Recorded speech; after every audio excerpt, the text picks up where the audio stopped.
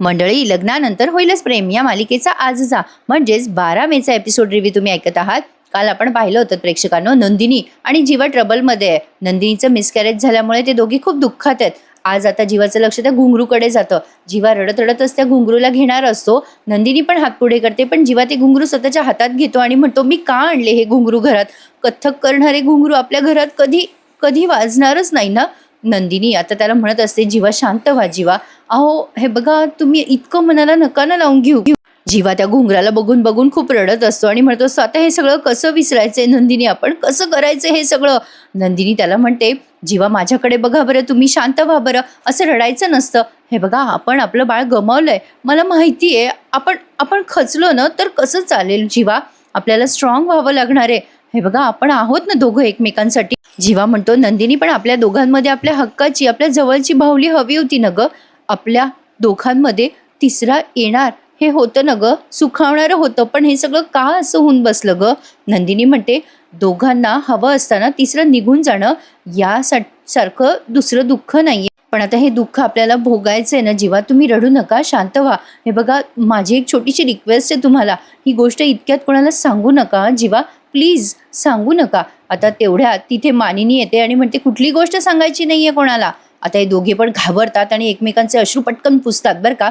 आता मानिनी त्या दोघांकडे बघतच राहते आणि नंदिनीला विचारते, काय ग नंदिनी, काय बोलत होतात तुम्ही मगाशी? इकडे बघा, हा पार्थ मात्र अगदी सदा सर्वदा सुखी माणूस आहे बरं का प्रेक्षकांनो. याला काही टेन्शन नाहीये, फक्त काव्या गेली त्याचं जास्ती दुःख आहे त्याला, म्हणजे आठवण येते त्याला आता त्याच्या बायकोची. आणि तो काव्याचा तो बोकुडी घेऊन त्या बोकुडीशी गप्पा मारत असतो आणि म्हणत असतो, या सीन मध्ये आपण बघतोय त्या बोकुडीला तो म्हणतोय, काय रे बोकुडी, काव्या घरी नाहीये, माहेरी गेलीये, मला करमत नाहीये. पार्थ आता त्या बोकुडीला म्हणत असतो, तुला माहितीये का बोकुडी, द ग्रेट विक्रम काय म्हणतात, बायको माहेरी जाते आणि बायको माहेरी का जात नाही, इथपर्यंतचा प्रवास म्हणजे संसार.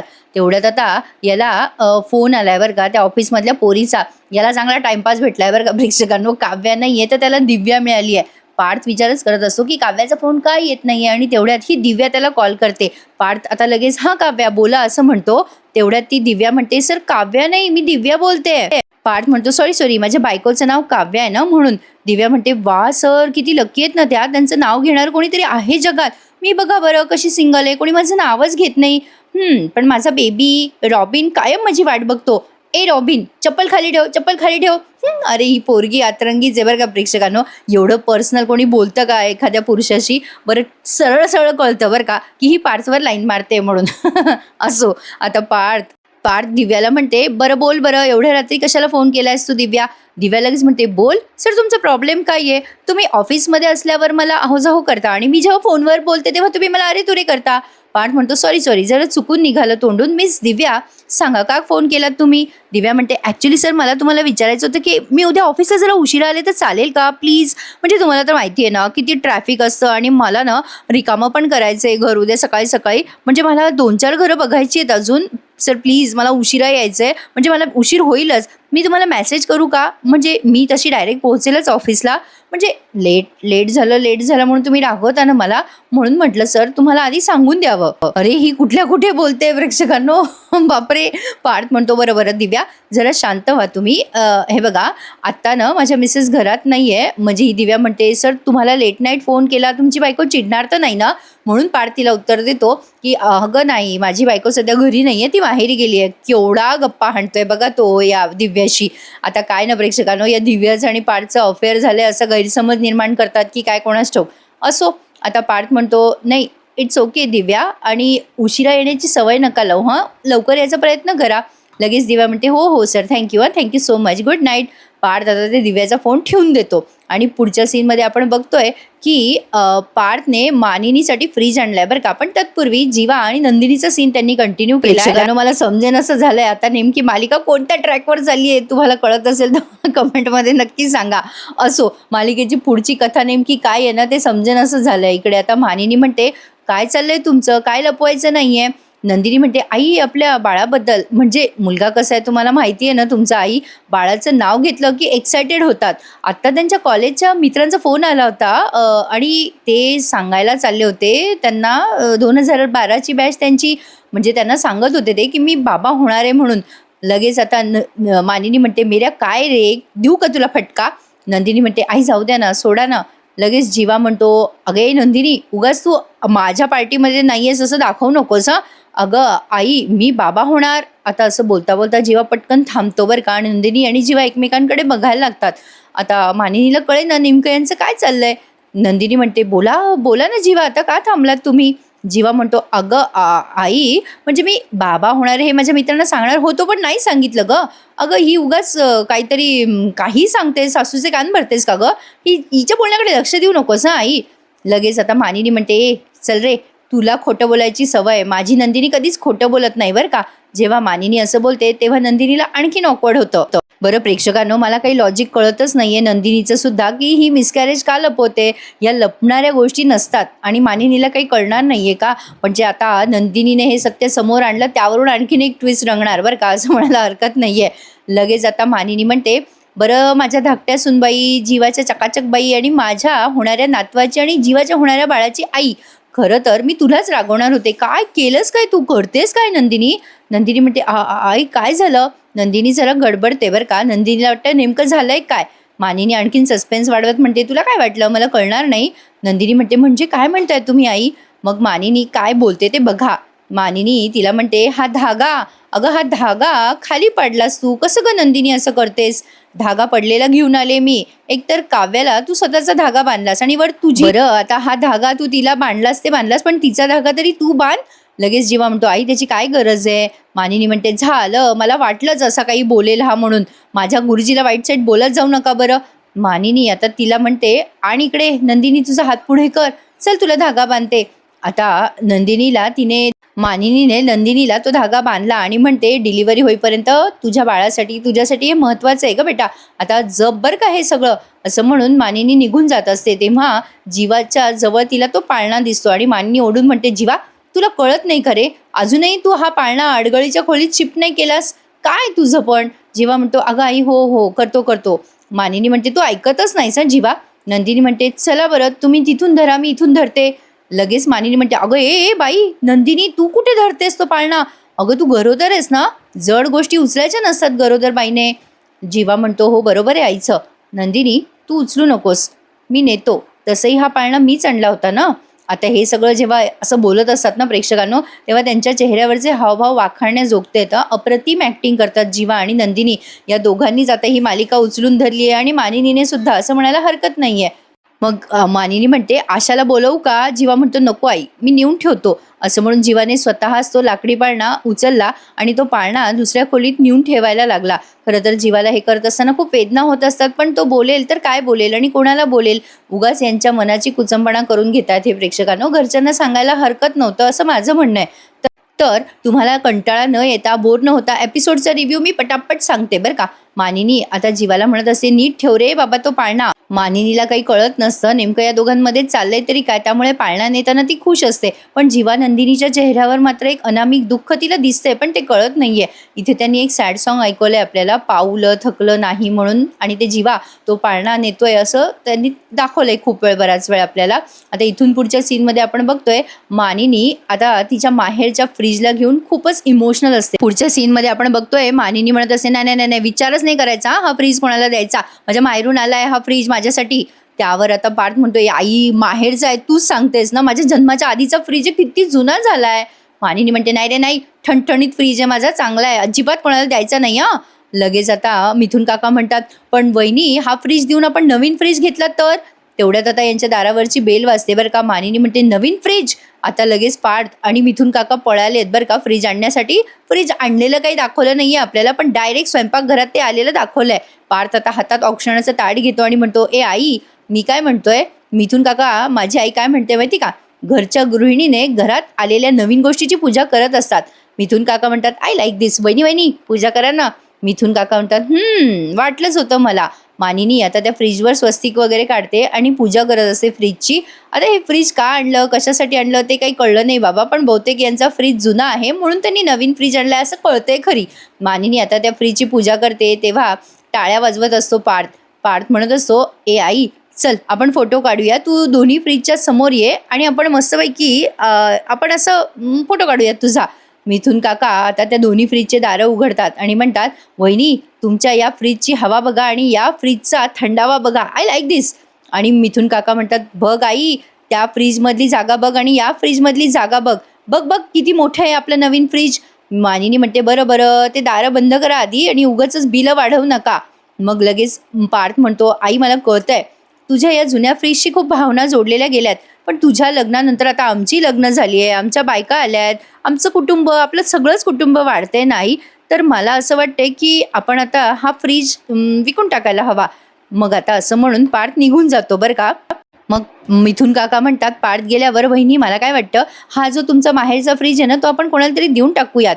मग मानिनी म्हणते, बरं हरकत नाहीये, मी आशाला विचारते, तिला हवा असेल तर देऊन टाकूया फ्रीज. मग मानिनी आणि मिथून काका नवीन फ्रीज बघतात उघडून आणि सगळीकडून पाहतात, तर मानिनीला ते नवीन फ्रीज आवडलंय. त्यांनी ते डबल डोअरचं फ्रीज घेतलंय बरं का प्रेक्षकांनो, कारण त्यांची फॅमिली मोठी आहे ना म्हणून. चला, काहीतरी आता एपिसोड वाढवायचे म्हणून एक एक सीन दाखवता येते. खरं सांगू प्रेक्षकांनो, काय म्हणजे ती काव्या नाहीये, रम्या नाहीये, थोडा मजा मिस कर रहे हम, नाही का. असो, आता इकडे पार्थ ऑफिसला गेलाय आणि त्याचा आणि काव्याचा फोटो बघत असतो आणि काव्याला फोन करत असतो. त्याला आठवण येत असते काव्याची आणि विचार करत असतो की अजून का काव्याने मला फोन केला नाहीये.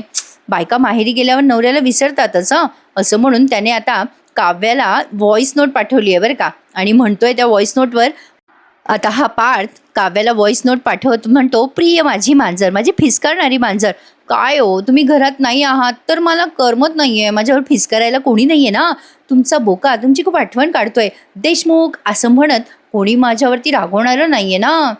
काव्या, तुमचं ते AC लावणं, आपल्या रूममध्ये टुंड्रा प्रदेश निर्माण झाला ना की ते तुमचं माझं जवळ येणं, थंड थंड मस्त मस्त चिल्ड आपली रूम, काय हो तुमचा राजा आठवण काढतोय ना तुमची. आपल्या राज्यामध्ये तुमच्या आठवणीचा दुष्काळ पडलाय, तुमच्या आगमनाची आम्ही वाट बघतोय, तुमच्या वाटेकडे डोळे लावून बसलोय आम्ही, लवकर या. आणि विशेष सूचना बरं का तुमच्यासाठी, आपल्या राज्याचे भावी राजकुमार, त्यांची विशेष काळजी घ्या. नाही, तुमचे शिंगेश्वर महाराज तुमची खूप आठवण काढताय. बाय काव्या. असं म्हणून आता तो फोन ठेवून देतो. तेवढ्यात आता ही दिव्या येते बरं का आणि म्हणते, गुड मॉर्निंग सर. तिने खूप मोठे पार्सल आणलेत बरं का खाण्याचे. आणि आता पार्थला म्हणते की थांबा थांबा सर, मला ना जरा ACची हवा खाऊ द्या, खूप गरमी आहे हो बाहेर. दिव्या म्हणते, सर आपल्या आयुष्यात ना माणसाच्या 5 बेसिक नीड असतात, अन्न, वस्त्र, वायफाय, AC आणि मग निवारा. पार्थ म्हणतो, अहो तुमचा क्रम चुकतोय हो, अन्न, वस्त्र, निवारा आणि मग बाकीच्या सगळ्या बेसिक नीड. त्यावर आता दिव्या म्हणते, सर आपापला क्रम असतो, माझ्या लिस्टमधली जी शेवटची नीड आहे ना ती आपली ती माझी मेन नीड झाली आहे, गरज झाली आहे. सर मला आता निवारा शोधायचा आहे हो. नाही, मला ना एका स्टॉलवर ना खमंग मेंदू वडे तळताना दिसले, मी येत होते ना ऑफिसला तेव्हाच. मग ठरवलं की तुमच्यासाठी पण घेऊन यायचं. मेंदू वडे म्हणते बरं का ती. मग पार्थ म्हणतो, तुमचं मराठी कच्चं आहे, मेंदू वडे नसतात ते मेदू वडे असतात. दिव्या म्हणते, हां तेच ते. त्यावर पार्थ म्हणतो, मग काय झालं, ते मेदू वडे तळत होते तर काय केलं तुम्ही. दिव्या म्हणते, सर तिथे पुलाव, व्हेज लॉलीपॉप, बरेच प्रकार होते. मी त्या दादांना म्हटलं 2-2 प्लेट सगळं पार्सल करा. ते घेऊन मी इथे घेऊन आली आहे बरं का आणि सगळं तुमच्यासाठी आणलं आहे. मग आता पार्थ म्हणतो, हे सगळं तुम्ही खाणार. पार्थला आता दिव्या म्हणते, अहो नाही सर, तुम्ही म्हटलात ना तुमची बायको माहेरी गेली आहे काल रात्री, बायको माहेरी गेल्यावर तुम्ही काय खाणार. शिवाय तुम्ही टिफिन नसेल आणला ना, म्हणून मीच विचार केला की तुम्ही उपाशी राहाल ना, म्हणून 2-2 प्लेट आणलंय तुमच्यासाठी, माझ्यासाठी. नाश्ता, इव्हिनिंग लंच आणि दुपारचं लंच पण सगळं सॉर्टेड आहे. आता मी प्लेट घेऊन येते हां. लगेच आता पार्थ चिडतो हिच्यावर आणि म्हणतो, 1 मिनिट, तुला काय वाटलं, सॉरी तुम्हाला काय वाटलं की हे सगळं मी खाणार, हे अनहायजिनिक आहे आणि हे तुम्ही कुठून आणलं, कुठल्या दुकानावरून आणलं, स्वच्छतेची काळजी घेतली आहे की नाही, कुठले मसाले वापरलेत, मला अजिबात हे पटत नाही असं बाहेरचं खाणं, कळलं का. नाही म्हणजे माझी बायको घरात नसली तरी माझी आई राहते बरं का माझ्यासोबत, माझ्या आई वडिलांसोबत राहतो मी. माझ्या आईने शुद्ध सात्विक मटार पुलाव, लाल मठाची भाजी आणि बाजरीची भाकरी दिली आहे, मी ते सगळं खाणार. आणि एक गोष्ट लक्षात ठेवायची, आता लगेच दिव्या रडायला लागते, पार्थ तिच्यावर चिडतो म्हणून लगेच हा पगळला. पार्थ म्हणतो, हे बघा वाईट नका वाटून घेऊ, तुम्ही एवढे एफर्ट घेतले, आणलंय माझ्यासाठी, तर मी थोडंसं खाईल त्यातलं, पण प्लीज असं यापुढे आणायचं नाही हं. लगेच दिव्या खुश होते, डोळे पुसते आणि म्हणते, thank you sir, thank you so much, मी पण तुमच्या डब्यातली भाजी भाकरी आनंदाने खाईल. आय मीन टू से, तुम्हाला चालणार असेल तरच. पार्थ म्हणतो, चालेल ना एका अटीवर, पण तुम्हाला हे असलं घाणेरडं अरबट चरबट खाणं सोडून द्यावं लागेल. आता ती दिव्या म्हणते, हो सर सॉरी. पार्थ म्हणतो, झाली आहे का तुमची खाण्यापिण्यावर चर्चा, मग आपण कामाचं बोलूयात का. दिव्या म्हणते, सर सॉरी. पार्थ मग लगेच तिला ऑफिसचं काहीतरी काम सांगतो. मग दिव्या म्हणते, ठीक आहे येते हां सर, लगेच घेऊन येते फाईल. मग पार्थ म्हणतो, तुमचे हे सगळे पार्सल उचला इथले. लगेच आता दिव्या ते पार्सल उचलते आणि तिच्या टेबलवर नेऊन ठेवते. हे दोघे एकमेकांना जरा जास्तीच पर्सनल बोलतात ना प्रेक्षकांनो. ऑफिसमधला बॉस इतकं पर्सनल कधी बोलतो का? मालिकेत काही पण दाखवत असतात बरं का प्रेक्षकांनो. आता ही दिव्या जी आहे ना, ही मुद्दाम प्लॅन केली गेलेली आहे. पार्थला मुद्दाम काय म्हणता येईल त्याला म्हणजे त्याच्या आयुष्यामध्ये तिने अफेअर वगैरे करावं म्हणून बहुतेक तिला प्लॅन केलेलं आहे प्रेक्षकांनो, असं माझा एक अंदाज आहे. कारण विजयच बोलला होता ना, दोघांमध्ये तिसरी आली तर, म्हणून एक अंदाज सांगितला. आता वसू आत्यासमोर विजयचं सत्य येणार आहे बरं का प्रेक्षकांनो. बघा आता इथून पुढे आपण बघतोय की नंदिनीला खूप वाईट वाटत असतं, तिचं मिसकॅरेज झालंय ते. आरशासमोर ती उभी असते आणि एक सॅड सॉन्ग तिथे आपल्याला ऐकवण्यात आलंय पुन्हा एकदा. जीवा आता तिच्यासाठी चहा का कॉफी समथिंग काहीतरी घेऊन येतो आणि त्यालाही आता तिच्या मनाची अवस्था कळते. दोघे एकमेकांकडे बघतात आणि खूप रडायला लागतात. मग जीवा तिला जवळ घेतो नंदिनीला आणि तेवढ्यात तिथे पुन्हा मानिनी येते बरं का आणि म्हणते, सॉरी सॉरी पोरांनो, मला अचानक असं तुमच्या खोलीत यावं लागलं. या दोघांनी स्वतःचं दुःख लपवलेलं आहे. मला एक कळत नाहीये प्रेक्षकांनो, हे सगळं लपवण्यामागे नेमका काय उद्देश आहे? ठीक आहे, घरच्यांना त्रास होईल, हे होईल, पण पुढे जर सगळ्यांना कळलं तर जास्ती त्रास होईल ना. नंदिनी आता सांगेलच म्हणा कधी ना कधी, पण कधी त्याची आता आपल्याला वाट बघायची आहे. मानिनी म्हणत असते, अरे पोरांनो सॉरी तुम्हाला डिस्टर्ब केलं हां.